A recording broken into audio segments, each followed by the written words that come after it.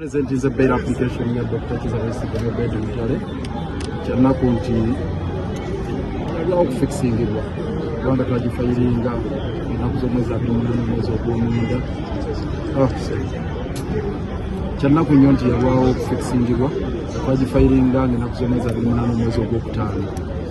Ate nga amateeka gagamba nti omuntu ng'afayirinze bail application naddala eno gye bayita mandatory bail oluvannyuma lw'okumala emyezi 6 ku banka eyina kuwulirizibwa mu mwezi gumu oluvannyuma lw'ogifayiringa. Tuli gumu nti tewali nsonga emisa Dr. Besigye no bail Lutale bail. Omulamuzi kirungi atuwadde olunaku lumu lwokka lwangi okuwandika lulingi ku Friday agiwe. Katusuubire nti enaaba nnungi ku sayidi yaffe Dr. Besigye asobole okuvaayo agende mu maaso n'okukakala emirimu gy'ateekeddwa okukakalabye naffe tumumiisinga mu kibiina kya PFF.